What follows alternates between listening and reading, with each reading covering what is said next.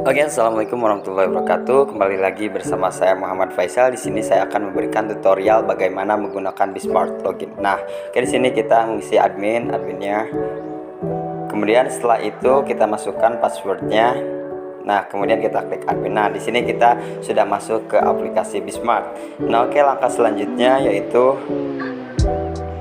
kita masuk dulu ke data sekolah. Nah, kita isi dulu identitas sekolahnya apa. Nah, di sini saya menggunakan SMA 18 Garut ya. Nah, kemudian di sini level sekolahnya SMA dan untuk alamatnya kita rubah menjadi Jalan Raya Samarang. Nah, oke, seperti tadi ya. Nah, kemudian di sini kita masuk ke manajemen user. Nah, oke, di sini kita masuk ke daftar kelas.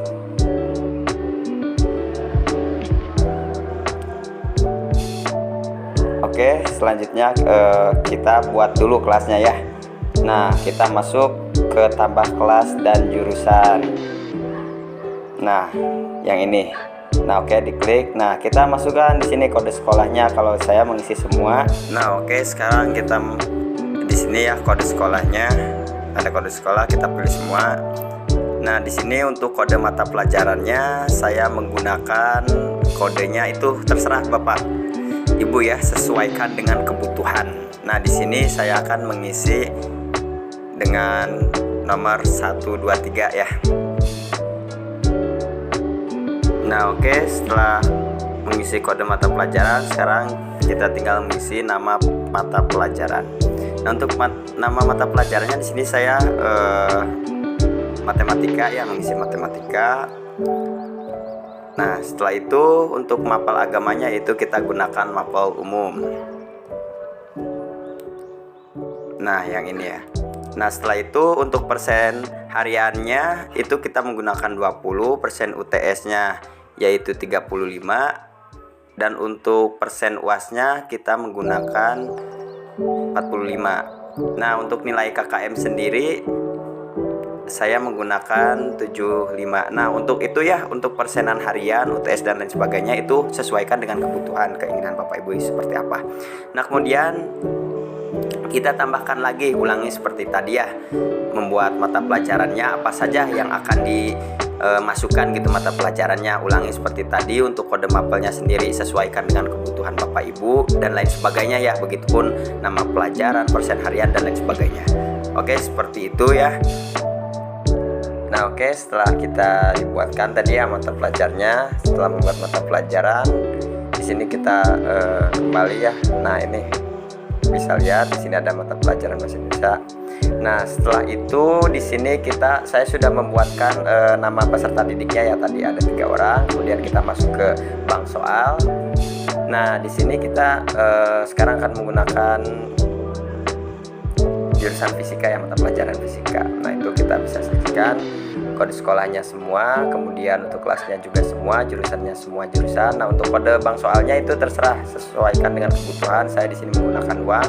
Untuk jumlah opsi jawaban 5, pilihan gandanya yaitu 30, kemudian bobot pilihan nilainya yaitu saya menggunakan 5%. Nah, untuk esai dan juga bobot esainya itu saya tidak menggunakan esai. Di sini saya hanya menggunakan pilihan ganda. Setelah itu kita buat bank soal. Nah, di sini sudah bank soal sukses ya. Nah, setelah itu kita lihat dulu, cek dulu. Nah, di sini kan untuk statusnya sendiri ya, statusnya itu belum diaktifkan. Kemudian setelah ini, sebelum kita mengaktifkan status, kita input dulu soal yang akan kita masukkan gitu ya. Diupload dulu soalnya. Nah, di sini saya sudah mengupload soal fisika yaitu berbentuk pilihan ganda ya. Nah, di sini ada 10 soal. Nah, di sini nanti saya akan berikan kepada peserta didik untuk mengisi soal tersebut. Nah, setelah itu kita kembali lagi masuk ke bank soal, kita aktifkan statusnya supaya nanti bisa diakses oleh peserta didik. Nah, di sini saya sudah mengaktifkan ya, statusnya aktif. Kemudian kita masuk ke setting ujian. Nah, di sini kita bisa saksikan kode bank soalnya sudah ada, mata pelajaran juga. Nah, sini kita masuk ke jadwal ujian. Di sini saya menggunakan jenis ujian akhir semester UAS ya, kemudian pemutaran listening ya hanya sekali. Nah, di sini bukan PDF soalnya untuk waktu pelaksanaannya durasinya sendiri saya menggunakan 90 menit, dan untuk penutupan ujian di sini saya menggunakan jam 22.00 atau jam 10 malam. Nah, itu sesuaikan dengan kebutuhan ibu dan bapak. Kemudian untuk tokennya sendiri kita isi ya seperti ini. Itu terserah tokennya mau seperti apa. Nah, kemudian untuk semesternya, semester genap, sesi ujiannya sesi 1. Nah, untuk status token kita tampilkan saja ya supaya tidak ribet gitu untuk mengaksesnya. Nah, oke, kita rilis token. Nah, oke, data berhasil disimpan. Kemudian setelah itu kita tunggu dulu ya beberapa ini. Kita lihat untuk jadwal ujiannya. Nah, ini kita bisa lihat ya tokennya sudah ada di situ. Untuk status tesnya juga sudah aktif ya.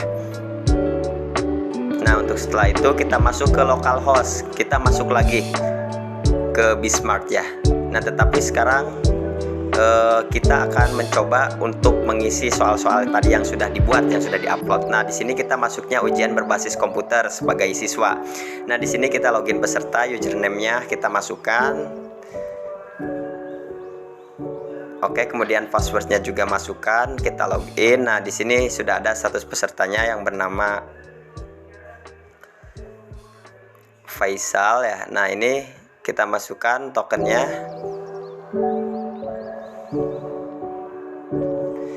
Nah, kita submit. Setelah itu kita langsung mulai. Nah, kan sudah muncul ya soal-soalnya. Nah, di sini kita isi ya sebisa kita yang menurut kita jawaban itu tepat ataupun benar. Nah, terus isi sampai selesai. Nah, oke. Kita tes selesai, klik selesai. Nah, di sini kita bisa lihat nilainya. Nah, nilainya seperti itu. Kemudian kita logout. Setelah logout kita masuk lagi ke Bismart yang sebagai admin. Nah, di sini kita masuk ke reset login peserta. Nah, di sini kita bisa lihat di situ sudah ada daftar mahasiswa yang telah mengisi dan mengerjakan soal yang tadi kita buat ya. Nah, mungkin itu. Kemudian kita logout. Penjelasan tutorial dari saya kurang lebihnya mohon maaf. Wassalamualaikum warahmatullahi wabarakatuh.